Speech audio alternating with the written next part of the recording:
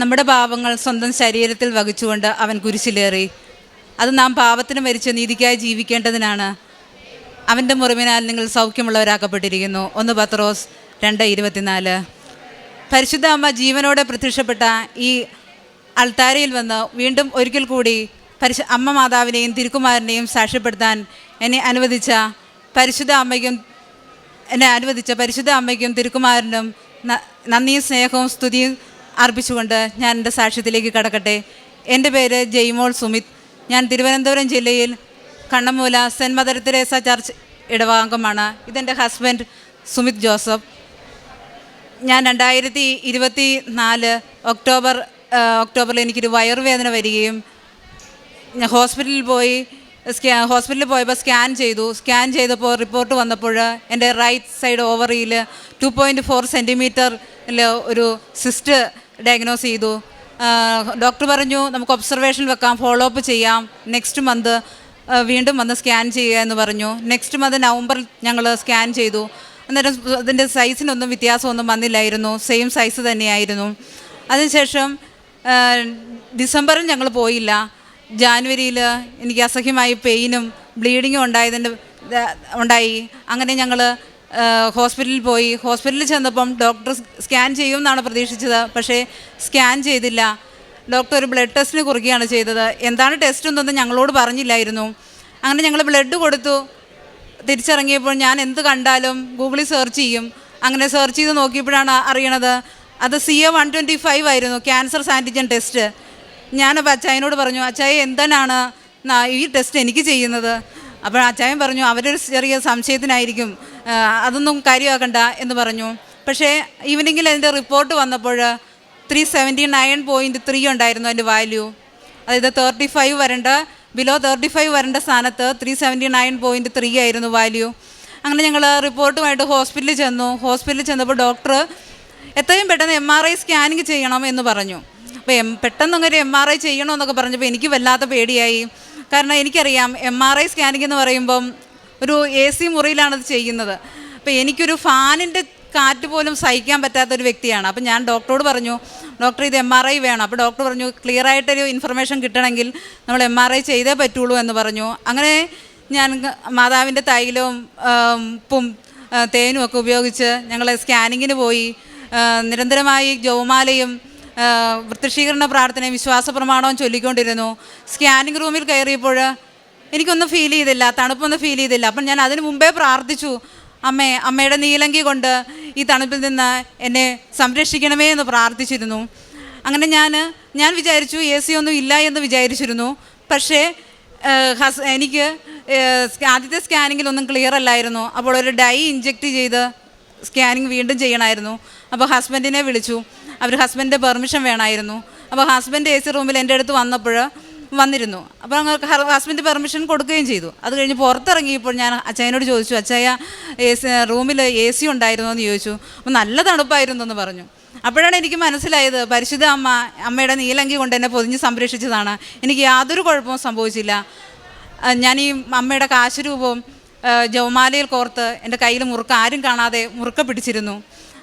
അതിനുശേഷം ഈ റിപ്പോർട്ട് വന്നു കഴിയുമ്പം ഞങ്ങൾ റിപ്പോർട്ടുമായിട്ട് ഡോക്ടറെ കണ്ടു. അപ്പോൾ ഡോക്ടർ പറഞ്ഞു അത് ഒരു ക്യാൻസറിന് സാധ്യതയുണ്ട്. ഒറാഡ്സ് 3 സ്റ്റേജാണ്, അതായത് ബോർഡർ ലൈനിലാണ്. അത് ക്യാൻസറിന് ചാൻസ് ഉണ്ടാകും. അപ്പോൾ നമുക്ക് എത്രയും പെട്ടെന്ന് സർജറി ചെയ്യണം. ലാപ്രോസ്കോപ്പി പറഞ്ഞു. അതിന് കഴിഞ്ഞ ശേഷം ഡോക്ടർ പറഞ്ഞു ലാപ്രോസ്കോപ്പിയിൽ ചിലപ്പോൾ നമുക്ക് ഇത് എടുക്കാൻ പറ്റില്ല, അത് ഓപ്പൺ ചിലപ്പം ചെയ്യേണ്ടി വരും, എന്നിട്ട് ബയോപ്സിക്ക് അയക്കണമെന്ന് പറഞ്ഞു. ഞങ്ങളങ്ങ് വല്ലാതെ ഷോക്കിംഗ് ആയിപ്പോയി, വിഷമിച്ചു. ഞങ്ങളപ്പം വിചാരിച്ചു കൃപാസനം ഉണ്ടല്ലോ, ഞാൻ 2018 മുതൽ കൃപാസന ഉടമ്പടിയിലാണ്, ഇപ്പോൾ സിൽവർ ഉടമ്പടിയുടെ നിറവിലാണ് നിൽക്കുന്നത്. അപ്പോൾ അമ്മയുണ്ടല്ലോ, കൃപാസനം ഉണ്ടല്ലോ, അപ്പോൾ ഒരു ധൈര്യമായി. അതിനുശേഷം ഡോക്ടർ ബ്ലഡ് ടെസ്റ്റ് കൊടുത്തു, അത് കൊടുത്തു, ECG എടുത്തു, എക്സ്റേ എടുത്തു, ഓപ്പറേഷൻ ഉള്ളതാണ് ഇതെല്ലാം. അതിനുശേഷം ഞങ്ങൾ വീട്ടിലോട്ട് പോന്ന ശേഷം ഞങ്ങളൊരു തീരുമാനം എടുത്തു, ഇത് വേറൊരു ഒപ്പീനിയനോടെ എടുക്കണം. അപ്പം ഞങ്ങളുടെ ഇടവകയിലുള്ള വികാരി അച്ഛനെന്ത് ഞങ്ങൾ നല്ല കോണ്ടാക്റ്റിലാണ്. അച്ഛനോട് ഞങ്ങൾ പറഞ്ഞു ഈ കാര്യം. അച്ഛൻ പറഞ്ഞു റിപ്പോർട്ട് ഒന്ന് അയച്ചു തരാൻ പറഞ്ഞു. അപ്പോൾ അച്ഛൻ RCCയിലെ ഡോക്ടറെയൊക്കെ കാണിച്ചപ്പോൾ അവരും പറഞ്ഞു ഇത് ബയോപ്സി ചെയ്തെങ്കിലേ നമുക്ക് തീരുമാനം എടുക്കാൻ പറ്റുള്ളൂ എന്ന് പറഞ്ഞു. അങ്ങനെ ഞങ്ങൾ കൃപാസനത്തിൽ വരാമെന്ന് തീരുമാനമെടുത്തു. അപ്പോൾ എൻ്റെ ഒരു ഫ്രണ്ട് പറഞ്ഞു, അവളോടൊക്കെ പറഞ്ഞപ്പോൾ അവർ പറഞ്ഞു ഞങ്ങൾ ഗൂഗിൾ മീറ്റ് വഴി ഉടമ്പടി എടുത്ത് എല്ലാവരും കൂടെ ഒരു ഗ്രൂപ്പ് തുടങ്ങി. അങ്ങനെ അവരെല്ലാവരും കൂടെ ഞങ്ങളെല്ലാവരും കൂടെ 2 മണിക്ക് ജപമാല ചൊല്ലുകയും 2:30 പ്രത്യക്ഷീകരണ പ്രാർത്ഥന ചൊല്ലി പ്രാർത്ഥിക്കുകയൊക്കെ ചെയ്തു. അങ്ങനെ ഞങ്ങൾ ഇവിടെ വന്നു. ജോസഫച്ചനെ കാണാമെന്ന പ്രതീക്ഷയിൽ വന്നു. അങ്ങനെ എനിക്ക് ഉടമ്പടി പുതുക്കണമായിരുന്നു. ഹസ്ബൻഡ് പുതിയ ഉടമ്പടി എടുക്കാമെന്ന് തീരുമാനിച്ചു. അങ്ങനെ ഞങ്ങളിവിടെ വന്ന് ഉടമ്പടി പുതുക്കി ഞാൻ പുറത്തിറങ്ങിയപ്പോൾ പിന്നെ ഒരു കാര്യം, ഞാൻ ഉടമ്പടിയിൽ എൻ്റെ നിയോഗം വെച്ചില്ല കേട്ടോ. ഞാൻ ഒരു നിയോഗം വെച്ചില്ല. കാരണം ഞാൻ എന്നേക്കാളും വിഷമിക്കുന്ന മറ്റുള്ളവർക്ക് വേണ്ടിയാണ് അത് അങ്ങനെ വെക്കാനുള്ള കാരണം എന്ന് പറഞ്ഞാൽ, ജോസഫച്ചൻ്റെ ധ്യാനത്തിലൂടെ അച്ഛൻ പറഞ്ഞ് ഞാൻ കേട്ടിട്ടുണ്ട്, സിൽവർ ഉടമ്പടിയിൽ ഇരിക്കുന്നവർ അവരുടെ നിയോഗങ്ങളല്ല വെക്കേണ്ടത്, മറ്റുള്ളവരുടെ നിയോഗങ്ങളാണ് വെക്കേണ്ടത് എന്ന് ഞാൻ പറഞ്ഞ് കേട്ടിട്ടുള്ളത് കൊണ്ടാണ്. അങ്ങനെ ഞാനിവിടെ വന്ന് ഉടമ്പടി പുതുക്കി പുറത്തിറങ്ങിയപ്പോൾ അച്ഛനെ കാണാനുള്ള ടോക്കൺ എല്ലാം കൊടുത്ത് തീർന്നു. അച്ഛനിവിടെ ലാസ്റ്റ് ആളുകളെ പ്രാർത്ഥിച്ചുകൊണ്ടിരിക്കുകയാണ്. അപ്പം ഞാൻ അവിടെ നിന്നിങ്ങനെ വിഷമിച്ചപ്പം ഒരു ബ്രദർ എന്നോട് ചോദിച്ചു, എന്താണ് ഇവിടെ നിൽക്കുന്നതെന്ന് ചോദിച്ചു. അങ്ങനെ ഞാൻ കാര്യങ്ങൾ പറഞ്ഞു കഴിഞ്ഞപ്പോൾ മാനേജറുടെ അടുത്തേക്ക് എന്നെ കൊണ്ടുപോവുകയും എനിക്ക് പെട്ടെന്ന് ടോക്കൺ തരികയും വേഗം അച്ഛനെ പോയി കണ്ടോളാൻ പറഞ്ഞു. അച്ഛനങ്ങനെ മടുത്തിരിക്കുകയായിരുന്നു. പക്ഷേ അച്ഛൻ വന്നു, പ്രാർത്ഥിക്കാനൊക്കെ വന്നു. എൻ്റെ നിയോഗം എടുത്ത് ഒവേറിയൻ സിസ്റ്റം എന്ന് മാത്രമേ ആ ടോക്കണിൽ എഴുതിയിരുന്നുള്ളൂ. അതുകൊണ്ട് പ്രാർത്ഥിച്ചിട്ട് എൻ്റെ അടുത്ത് കൊണ്ടുപോയി തന്നു കഴിഞ്ഞപ്പം ഞാൻ പറഞ്ഞു, അച്ഛാ ഇത് ക്യാൻസറിന് സാധ്യതയുണ്ടെന്നാണ് പറയുന്നതെന്ന് പറഞ്ഞു. അപ്പോൾ അച്ഛൻ എന്നെ നോക്കി ഒന്ന് ചിരിച്ചു. അപ്പോൾ ശരിക്കും പറഞ്ഞാൽ അമ്മ മാതാവ് എന്നെ നോക്കി ചിരിക്കുന്നതായിട്ടാണ് എനിക്ക് തോന്നിയത്. അതുപോലെ അത്രയും നേരം എനിക്കുണ്ടായിരുന്ന വിഷമങ്ങളെല്ലാം പരിശുദ്ധ അമ്മ അങ്ങ് എടുത്തു മാറ്റി. എനിക്ക് പിന്നെ വിഷമങ്ങളൊന്നും ഉണ്ടായിരുന്നില്ല. അച്ഛൻ വീണ്ടും ഇതുകൊണ്ട് ഒന്നുകൂടെ പ്രാർത്ഥിച്ചിട്ട് എനിക്കൊരു കാശുരൂപം, വെഞ്ചരിച്ച കാശുരൂപം തന്നു. സൈത്തൻ്റെ കയ്യിൽ പൂശി വയറിൽ പുരട്ടാൻ പറഞ്ഞു. അങ്ങനെ ഞങ്ങൾ പോയി. ഒരു സാറ്റർഡേ ആണ് ഇവിടെ വരുന്നത്, ജാനുവരി 25 സാറ്റർഡേ ആണ് ഞങ്ങളിവിടെ വരുന്നത്. ഞങ്ങൾ മൺഡേ ഹോസ്പിറ്റലിൽ പോയി, ട്രിവാൻഡ്രം കിംസ് ഹോസ്പിറ്റലിൽ പോയി. അവിടെ ചെന്ന് ഞാൻ പ്രാർത്ഥിച്ചുകൊണ്ട് പോയി, അമ്മ മാതാവായിരിക്കണം ഡോക്ടറുടെ സ്ഥാനത്തിരിക്കണത് എന്ന് പ്രാർത്ഥിച്ചു. എൻ്റെ റിപ്പോർട്ടെല്ലാം കണ്ട് ഡോക്ടർ പറഞ്ഞു ഞാനൊന്ന് സ്കാൻ ചെയ്ത് നോക്കട്ടെ. ഡോക്ടർ തന്നെ സ്കാൻ ചെയ്യാനായിട്ട് വന്നു. അങ്ങനെ ഡോക്ടർ സ്കാൻ ചെയ്തപ്പോൾ ചെറിയൊരു സിസ്റ്റ് മാത്രമേ ഞാൻ കാണുന്നുള്ളൂ, പിന്നെ ഫോളിക്കിൾ ആണ് കാണുന്നത്. ഇപ്പോൾ ഓപ്പറേഷനൊന്നും വേണ്ട, പേടിക്കാനൊന്നുമില്ല കേട്ടോ എന്ന് പറഞ്ഞു. അങ്ങനെ ഞങ്ങൾക്ക് വലിയൊരു ആശ്വാസമായിരുന്നു. അപ്പോൾ ഡോക്ടർ പറഞ്ഞു അടുത്ത മാസം വന്ന് ഇത് ഒന്നുകൂടെ സ്കാനും ബ്ലഡ് ടെസ്റ്റും ഒന്നുകൂടെ റിപ്പീറ്റ് ചെയ്യണമെന്ന് പറഞ്ഞു. അങ്ങനെ നെക്സ്റ്റ് മന്ത് ഫെബ്രുവരിയിൽ 2025 ഫെബ്രുവരിയിൽ ഞങ്ങൾ ഒന്നുകൂടെ ചെന്ന് സ്കാനും ചെയ്തു, ബ്ലഡ് ടെസ്റ്റും ചെയ്തു. ആ ബ്ലഡ് ടെസ്റ്റിന് 379.3 ആയിരുന്നു എൻ്റെ ബ്ലഡ് ടെസ്റ്റ് വാല്യൂ, 44.6 ആയി ചുരുങ്ങി. അതുപോലെ തന്നെ സിസ്റ്റ് എന്ന് പറയുന്നത് സിമ്പിൾ സിസ്റ്റ് മാത്രമേ ഉള്ളൂ, ഇനി ആ സിസ്റ്റ് അവിടെ ഇരുന്നാലും കുഴപ്പമില്ല എന്ന് ഡോക്ടർ പറഞ്ഞു.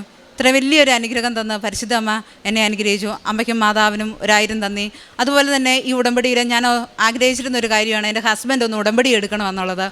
എൻ്റെ കൂടെ കാരുണ്യപ്രവൃത്തി ചെയ്യാനും പ്രേക്ഷിത പ്രവർത്തനത്തിനും എല്ലാത്തിനും വരും, പക്ഷേ ഉടമ്പടി എടുത്തിട്ടില്ലായിരുന്നു. പക്ഷേ അച്ഛന് ഉടമ്പടി എടുക്കാമെന്നൊരു തീരുമാനം എടുത്തു. അതും വലിയ മാതാവിൻ്റെ അനുഗ്രഹമായി ഞാൻ കരുതുന്നു. അടുത്തത് എൻ്റെ സാക്ഷ്യം എന്ന് പറയുന്നത്, ഹസ്ബൻഡിന് 25 വർഷമായിട്ട് നടുവേദനയായിരുന്നു. ആൾക്ക് നടുവേദന വന്നു കഴിഞ്ഞാൽ കാലിന് ബലക്കുറവ് വരും, വണ്ടി ഓടിക്കാൻ മേലാതെ വരും, കാലിനും കൈക്കും ഒക്കെ ബലക്കുറവ് വരും. അങ്ങനെ ഒരു ഡയമോക്സ് എന്ന് പറയുന്ന ഒരു ടാബ്ലറ്റ് കഴിക്കും. അത് ഡോക്ടേഴ്സിനെയൊക്കെ കാണിച്ചിട്ടുള്ളതാണ്, ബയോപ്സി വരെ ചെയ്തിട്ടുള്ളതാണ്. പക്ഷേ ആർക്കും ഇതുവരെ ഒന്നും ഡിറ്റക്റ്റ് ചെയ്യാൻ പറ്റിയിട്ടില്ല, ഒരു പ്രോബ്ലം ഇല്ല എന്നാണ് അവർ പറയണത്. പക്ഷേ ഇങ്ങനൊരു ഒരു നടുവേദന വരുമായിരുന്നു. അത് ഞങ്ങൾ ഉടമ്പടി വെച്ച് പ്രാർത്ഥിച്ചു. എന്നും തൈലം തേച്ച് പ്രാർത്ഥിക്കുകയും ഉപ്പ് കഴിക്കുകയും ചെയ്തതിൻ്റെ ഫലമായി 25 വർഷം ആയിട്ടുണ്ടായിരുന്ന ആ നടുവേദന മാറിക്കിട്ടി. ഇങ്ങനെ വലിയ എന്തെങ്കിലും സ്ട്രെയിൻ എടുത്താൽ മാത്രമേ എന്തെങ്കിലും വേദന വരുവുള്ളൂ. അങ്ങനെ പരിശുദ്ധ അമ്മ ഞങ്ങളെ അനുഗ്രഹിച്ചു. മൂന്നാമത്തെ സാക്ഷ്യം എന്ന് പറയുന്നത്, ഞങ്ങൾ ഈ സമയത്ത് ഈ വയ്യാണ്ടായിരിക്കുന്ന സമയത്ത് ഞങ്ങളൊരു ഭവനം മാറണം, അതായത് ഞങ്ങൾ റെൻറ്റിനാണ് താമസിക്കുന്നത്, എങ്കിലും ഞങ്ങൾക്ക് ഇച്ചിരൂടെ പ്രാർത്ഥിക്കാനും ഒക്കെ പറ്റിയൊരു ഭവനം ഞങ്ങൾക്ക് ലഭിക്കണം എന്നാഗ്രഹിച്ച് പ്രാർത്ഥിച്ചു. അങ്ങനെ ഞങ്ങൾ ഒരു ഭവനം നെറ്റ് വഴി കാണുകയും അതിന് കാണാൻ പോകുന്ന സമയത്ത് ഞാൻ പ്രത്യക്ഷീകരണ പ്രാർത്ഥന ചൊല്ലി കാശുരൂപം മുറുകെ പിടിച്ചുകൊണ്ട് പോയി. അവിടെ ചെന്നപ്പോൾ ഒരു ഗ്രീൻ കളറിൽ ഒരു പെയിൻറ്റും ബ്ലൂ കളറുള്ള പെയിൻറ്റും ആഷ് കളറും ഒക്കെയുള്ള പെയിൻറ്റുള്ള ഒരു ഭവനം പരിശുദ്ധ അമ്മ ഞങ്ങൾക്ക് തന്നു. അങ്ങനെ അമ്മയുടെ വലിയ അനുഗ്രഹമായിട്ട് ഞങ്ങളത് കരുതുന്നു. അങ്ങനെ നാലാമത്തെ എൻ്റെ അടുത്ത സാക്ഷ്യം എന്ന് പറയുന്നത് എൻ്റെ അമ്മയ്ക്ക് വേണ്ടിയായിരുന്നു. എൻ്റെ അമ്മ 2020 പെട്ടെന്ന് തന്നെ അബ്നോർമലായിട്ട് സംസാരിക്കുക, ഓർമ്മക്കുറവ് വരിക, ഓടി നടക്കുക, അങ്ങനെയൊക്കെ കാണിച്ചു. അപ്പോൾ ടെസ്റ്റ് ചെയ്തപ്പോൾ യൂറിനറി ഇൻഫെക്ഷൻ കൂടിപ്പോയി, അറിഞ്ഞില്ല. അത് വാസ്കുലാർ ഡയമെൻഷ്യ എന്ന ഒരു അസുഖമായിരുന്നെന്നാണ് ഡോക്ടർ പറയുന്നത്. അങ്ങനെ അടുത്തുള്ള ഹോസ്പിറ്റലിൽ പോകാൻ തന്നെ തൊട്ട് മുമ്പ് ഇപ്പം അമ്മ എൻ്റെ കൂടെ അല്ലായിരുന്നു. അപ്പം ഞാനിവിടെ വന്ന് ഉടമ്പടി വെച്ച് പ്രാർത്ഥിച്ച് ഇവിടെ കൃപാസനത്തിൽ വന്നിട്ടാണ് പോയത് അമ്മയുടെ അടുത്ത്. അമ്മ ആദ്യം ഒരു ഹോസ്പിറ്റലിൽ കൊണ്ടുപോയി. അതിനുശേഷം അവിടുന്ന് ഡോക്ടർ കോലഞ്ചേരി മെഡിക്കൽ മിഷനിലേക്ക് റെഫർ ചെയ്തു. അവിടെ വെച്ച് അമ്മ ഒരു ദിവസം ഭയങ്കരമായിട്ട് വയലൻ്റായി. അപ്പോൾ ഞാനിങ്ങനെ ഒരു രാത്രി മുഴുവൻ ഇരുന്ന് അമ്മയ്ക്ക് വേണ്ടി പ്രാർത്ഥിച്ചു. ജപമാല ചൊല്ലിയും കൃപാസനത്തിലെ പ്രത്യക്ഷീകരണ പ്രാർത്ഥന ചൊല്ലിയും ഉടമ്പടി തൈലം വെച്ച് പ്രാർത്ഥിച്ചു. നേരം വെളുത്തപ്പോൾ തന്നെ അമ്മ കുറേ എല്ലാം ഒരുവിധം തന്നെ നോർമലായി. അങ്ങനെ അവിടുന്ന് പിന്നെ അവരവിടുന്ന് അങ്ങനെ രാത്രിയിൽ അങ്ങനെയൊക്കെ ഉണ്ടായതുകൊണ്ട് അവർ മെഡിക്കൽ കോളേജിലേക്ക് ഞങ്ങളെ റെഫർ ചെയ്തു. അങ്ങനെ മെഡിക്കൽ കോളേജിലേക്ക് പോകുമ്പോഴൊക്കെ അമ്മ ഒരു കുഴപ്പമില്ല, അമ്മ നോർമലായിട്ട് സംസാരിക്കാൻ തുടങ്ങി. പഴയ പോലെ പറയുന്നൊന്നുമില്ല, എല്ലാം നോർമലായി. അങ്ങനെ ഒരാഴ്ച മെഡിക്കൽ കോളേജിൽ കിടന്ന് അമ്മ പൂർണ്ണമായി സൗഖ്യപ്പെടുകയും ചെയ്തു. അതാണ് എൻ്റെ നാലാമത്തെ സാക്ഷ്യം. അതുപോലെ തന്നെ ഞാൻ 2016 ഞാൻ കൃപാസനത്തെക്കുറിച്ചൊന്നും എനിക്കറിയില്ലായിരുന്നു. പക്ഷെ ഞാൻ നെറ്റിലിങ്ങനെ സെർച്ച് ചെയ്തപ്പം ലൈറ്റ് ക്യാൻഡിൽ പ്രയർ റിക്വസ്റ്റ് എന്ന് കണ്ടിരുന്നു. അപ്പോൾ അന്നൊന്നും എൻ്റെ വിവാഹം 2018 വിവാഹം. അപ്പം വിവാഹം നടന്നിട്ടില്ല. അപ്പോൾ എനിക്ക് കുറച്ച് ഹെൽത്ത് പ്രോബ്ലംസ് ഒക്കെ ഉണ്ടായിരുന്നു. എനിക്ക് അനുയോജ്യമായ ഒരാളെ ജീവിത പങ്കാളിയെ ലഭിക്കണമായിരുന്നു. അങ്ങനെ ഞാൻ ഈ ലൈറ്റ് ക്യാൻഡിൽ പ്രയർ റിക്വസ്റ്റ് ഇട്ടു. ഈ പ്രത്യക്ഷീകരണ പ്രാർത്ഥന ഞാൻ എഴുതിയെടുത്തു. അത്രേ എനിക്ക് അറിയത്തുള്ളൂ. പിന്നെയാണ് എനിക്ക് മനസ്സിലായത്. അതിനുശേഷം എനിക്ക് ഒരു മാട്രിമോണി വഴി ഒരു ആദ്യത്തെ ആലോചന വന്നതാണ് ഹസ്ബൻഡിൻ്റെ. അത് ആലപ്പുഴയിൽ നിന്ന് തന്നെ പരിശുദ്ധ അമ്മ എനിക്ക് ഒരാളെ തിരഞ്ഞെടുത്തു. എൻ്റെ സുഖത്തിലും ദുഃഖത്തിലും എൻ്റെ എല്ലാ വിഷമങ്ങളിലും എൻ്റെ കൂടെ ഒപ്പം നിൽക്കുന്ന, ഞാൻ എന്തു പറഞ്ഞാലും എൻ്റെ കൂടെ നിൽക്കുന്ന ഒരാളെ തന്നെ പരിശുദ്ധ അമ്മ എനിക്ക് അനുഗ്രഹിച്ചു. അതിന് പരിശുദ്ധ അമ്മയ്ക്കും തിരുക്കുമാരനും ഈ ജന്മം മുഴുവൻ നന്ദി പറഞ്ഞാലും മതിയാകില്ല. ഇത്രയാണ് എൻ്റെ ഉടമ്പടി സാക്ഷ്യങ്ങൾ. എൻ്റെ കാരുണ്യ പ്രവർത്തികളെന്ന് പറഞ്ഞാൽ ഞങ്ങളെല്ലാ മാസവും ഇവിടെ വന്ന് പത്രം വാങ്ങും. ഞാൻ വരാറില്ല, ഹസ്ബൻഡ് വന്ന് 2 കെട്ട് പത്രം വീതം വാങ്ങും. പിന്നെ അത് പള്ളികളിലും ജനറൽ ഹോസ്പിറ്റലിലും അടുത്തുള്ളവർക്കുമൊക്കെ ആയിട്ട് കൊടുക്കും. അങ്ങനെ ഹോസ്പിറ്റലിൽ പോയി രോഗികളെ കണ്ട് അവർക്ക് വേണ്ടി പ്രത്യേകം തൈലവും ഉപ്പും ഒക്കെ വെച്ച് ഞാൻ കൊടുത്ത് അവർക്ക് വേണ്ടി പ്രാർത്ഥിക്കും. പിന്നെ കാശ് രൂപമൊക്കെ വാങ്ങി കൊടുക്കും. അതുപോലെ തന്നെ ഞങ്ങളുടെ ട്രിവാൻഡ്രത്ത് ഒരു ക്യാൻസർ കെയർ സെൻ്ററുണ്ട്. ലൂർദ് മാതാ ക്യാൻസർ കെയർ സെൻ്റർ എന്നാണ് അറിയപ്പെടുന്നത്. അവിടെ ക്യാൻസർ രോഗികൾക്ക് സൗജന്യ ഭക്ഷണവും താമസവും കിട്ടുന്നൊരു സ്ഥലമാണ്. അവിടേക്ക് ഞങ്ങൾ എല്ലാ മാസവും കുറേ സാധനങ്ങൾ വാങ്ങി കൊടുക്കാറുണ്ട്. അതുപോലെ തന്നെ ഞങ്ങളുടെ മുമ്പിൽ ആര് കൈ നീട്ടുന്നോ അവർക്കെല്ലാം ഞങ്ങൾ പൈസ കൊടുത്ത് ഞങ്ങൾക്ക് പറ്റുന്ന എല്ലാ സഹായവും ചെയ്തു കൊടുക്കും. ഈ കാരുണ്യ പ്രവർത്തികളൊക്കെ ചെയ്യുമ്പോൾ ഞങ്ങൾ 2 പേരും ഒരുമിച്ചാണ്. പിന്നെ എല്ലാ ദിവസവും വിശുദ്ധ കുർബാനയിൽ പങ്കെടുക്കുക. എനിക്ക് കിട്ടിയ ഏറ്റവും വലിയൊരു അനുഗ്രഹം എനിക്കൊന്നുകൂടെ പറയാനുണ്ട്. എനിക്ക് വിശുദ്ധ കുർബാന ആധ്യാത്മിക ജീവിതത്തിലൊരു മാറ്റമാണ്. വിശുദ്ധ കുർബാനയോടുള്ള സ്നേഹം. ആദ്യമൊന്നും സൺഡേ പോലും എങ്ങനെയെങ്കിലും പോകാതിരിക്കാമെങ്കിൽ അങ്ങനെ നോക്കുക എന്ന വ്യക്തിയായിരുന്നു ഞാൻ. ഉടമ്പടി എടുത്ത ആദ്യ കാലഘട്ടങ്ങളിലും അങ്ങനെയായിരുന്നു. പിന്നെ എല്ലാ ദിവസവും പള്ളിയിൽ പോകുവാനും വിശുദ്ധ കുർബാനയെ സ്നേഹിക്കുവാനും നമ്മോട് കൂടെ ആയിരിക്കാൻ വേണ്ടി ഈശോ നമ്മളുള്ള സ്നേഹത്തെ പ്രതി വിശുദ്ധ കുർബാന സ്ഥാപിച്ച് നടന്ന ഒരു ഉത്തമമായ ബോധ്യത്തിലേക്ക് ഞാൻ കടന്നു വരികയും ചെയ്തു. അതുപോലെ തന്നെ ഈ കൃപാസനത്തിൽ ഈ ഉടമ്പടിയെക്കുറിച്ച് എനിക്ക് പറയാനുള്ളത്, നമ്മൾ ഒരു ക്രിസ്തുവിൻ്റെ അനുയായി എങ്ങനെ നിത്യത പ്രാപിക്കാനായിട്ട് എങ്ങനെ ജീവിക്കണമെന്ന് നമ്മളെ പഠിപ്പിക്കുന്ന ഒരു കോഴ്സായിട്ടാണ് എനിക്ക് പലപ്പോഴും ഈ മരിയൻ ഉടമ്പടി തോന്നാറുള്ളത്. നമ്മുടെ നിത്യതയെ നമ്മുടെ നിയോഗങ്ങളിൽ ലക്ഷ്യം വയ്ക്കാതെ നമ്മൾ നിത്യതയിൽ എത്തിച്ചേരാൻ നമ്മളെ സഹായിക്കുന്ന ഒരു വലിയ ഒരു കാര്യമാണ് ഈ മരിയൻ ഉടമ്പടി എന്ന് പറയുന്നത് എന്നാണ് എനിക്ക് ഇതിൽ നിന്ന് മനസ്സിലായത്. ഈ മരിയൻ ഉടമ്പടി നിങ്ങൾ ആരെങ്കിലും ചിന്തിക്കുന്നുണ്ടാവും, ഈ ഉടമ്പടി കുറച്ചെടുത്ത് കഴിയുമ്പം പുതുക്കി കഴിയുമ്പോൾ ഇനി എന്തിനാണ് ഇത് മുമ്പോട്ട് കൊണ്ടുപോകണമെന്നൊക്കെ ആരെങ്കിലും ചിന്തിക്കുന്നുണ്ടാവും. ആരും അത് ഡ്രോപ്പ് ചെയ്യരുത്. കാരണം എനിക്ക് പറയാനുള്ളത്, ഞാൻ അങ്ങനെ ചിന്തിച്ചിരുന്നു. അപ്പോൾ ഈ ഒരു പ്രത്യേക ഒരു അവസരം ഇത്രയും വർഷങ്ങൾ കൊണ്ടുപോയി ഇനി ഇത് നിർത്തിയാലോ എന്ന് വിചാരിച്ചു. അപ്പോഴാണ് എനിക്ക് ഇത്രയും വലിയൊരു അവസ്ഥ വന്നത്. അന്നേരം ആശ്രയിക്കാനും ഓടി വരുവാനും ഈ ഉടമ്പടി മാത്രമേ ഉണ്ടായിരുന്നുള്ളൂ. ഇത്രയും വലിയ അനുഗ്രഹം തന്ന് എന്നെ അനുഗ്രഹിച്ച പരിശുദ്ധ അമ്മയ്ക്കും തിരുക്കുമാരനും ഒരിക്കൽ കൂടി നന്ദി പറഞ്ഞുകൊണ്ട് ഞാൻ എൻ്റെ സാക്ഷ്യം നിർത്തുന്നു. യെശയ്യാ പ്രവാചകൻ്റെ പുസ്തകം 40:28 തിരുവചനം അരുളി ചെയ്യുന്നു: കർത്താവ് നിത്യനായ ദൈവവും ഭൂമി മുഴുവൻ്റെയും സ്രഷ്ടാവുമാണ്. അവിടുന്ന് ക്ഷീണിക്കുകയോ തളരുകയോ ഇല്ല. അവിടുത്തെ മനസ്സ് അഗ്രാഹ്യമാണ്. തളർന്നവന് അവിടുന്ന് ബലം നൽകുന്നു, ദുർബലന് ശക്തി പകരുകയും ചെയ്യുന്നു. ജെയ്മോൾ സുമിത്ത് തൻ്റെ ജീവിത പങ്കാളിയുമായിട്ട് വന്ന് തനിക്ക് കൃപാസനത്തിൽ നിന്ന് മാത്രം ലഭിച്ച കൃപകളായി തൻ്റെ ജീവിതം ഇന്നിവിടെ ഈ അൾത്താരയിൽ വന്ന് നിന്ന് സാക്ഷ്യം പറയുവാൻ തനിക്ക് സാധിച്ചത് തന്നെ ഉടമ്പടിയുടെ ഏറ്റവും വലിയ കൃപയും അനുഗ്രഹവുമാണെന്ന് നമ്മോട് പങ്കുവയ്ക്കുകയാണ്. തൻ്റെ ഒവേറിയൻ സിസ്റ്റ് അതിനെക്കുറിച്ച് അത് എങ്ങനെയാണ് തനിക്ക് ഒരു ബോർഡർ ലൈനായിരുന്നു, അതിൻ്റെ വാല്യൂ ഒക്കെ എത്രമാത്രമായിരുന്നു, അത് പിന്നീട് ഇന്ന് എത്രയായിട്ട് ചുരുങ്ങി. ബഹുമാനപ്പെട്ട ജോസഫ് അച്ഛനെ വന്ന് കണ്ട് പ്രാർത്ഥിക്കുന്നുണ്ട്, ഉടമ്പടി നേർച്ച വസ്തുക്കൾ ഉപയോഗിക്കുന്നുണ്ട്. അതുപോലെ തൻ്റെ ഹസ്ബൻഡിനുണ്ടായിരുന്ന 25 ഇയേഴ്സായ ബാക്ക് പെയിൻ, അമ്മയ്ക്ക് കിട്ടിയ രോഗസൗഖ്യം, പിന്നീട് തൻ്റെ വിവാഹം തന്നെ അതിന് എങ്ങനെയാണ് ലൈറ്റ് എ ക്യാൻഡിൽ പ്രയർ റിക്വസ്റ്റിലൂടെ ഒരു നിമിത്തമായത്. അതായത് അങ്ങനെ തനിക്ക് ആലപ്പുഴയിൽ നിന്ന് തന്നെ ഏറ്റവും അനുയോജ്യമായ രീതിയിലുള്ള ഒരു ജീവിത പങ്കാളിയെ തന്നെ ലഭിച്ചു എന്നും എല്ലാറ്റിനും താൻ നന്ദി പറഞ്ഞ് ദൈവത്തെ സ്തുതിക്കുമ്പോൾ തീർച്ചയായും തളർന്നവന് ബലം നൽകുന്ന, ദുർബലന് ശക്തി പകരുന്ന തിരുവചനമാണ് നാം കേട്ടത്. അതുപോലെ ജീവിതത്തിൽ ആരും ആശ്രയമില്ലാതിരിക്കുമ്പോഴും നമ്മെ നോക്കിയിരിക്കുന്ന പരിശുദ്ധ അമ്മയുടെ മാധ്യസ്ഥവും ഈശോയോട് എത്രമാത്രമാണ് തൻ്റെ ഉടമ്പടി ജീവിതത്തിലൂടെ തനിക്ക് കൂടുതൽ അടുക്കുവാൻ കഴിഞ്ഞത്. പ്രത്യേകിച്ച് വിശുദ്ധ കുർബാനയിലുള്ള പങ്കാളിത്തം, കാരുണ്യ പ്രവർത്തനങ്ങളും പ്രേക്ഷിത പ്രവർത്തനവും ഒക്കെ വഴിയായിട്ട് ഓരോ മക്കളും ദൈവത്തെ കൂടുതൽ അറിയുകയും സ്നേഹിക്കുകയും സഹോദരങ്ങൾക്ക് നന്മ ചെയ്യുകയുമാണ് ഉടമ്പടിയിലൂടെ ഉരുവാകുന്നത്.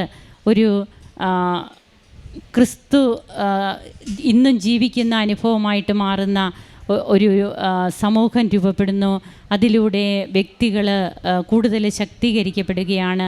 പരിശുദ്ധാത്മാവിൻ്റെ നിറവിനാൽ ഈശോയെ കൂടുതൽ അറിയുവാനായിട്ട് നമുക്കും കഴിയട്ടെ.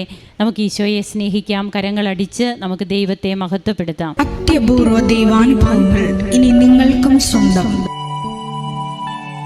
ഈ യൂട്യൂബ് ചാനൽ ഇതുവരെ സബ്സ്ക്രൈബ് ചെയ്തിട്ടില്ലെങ്കിൽ ഇപ്പോൾ തന്നെ സബ്സ്ക്രൈബ് ചെയ്യുക.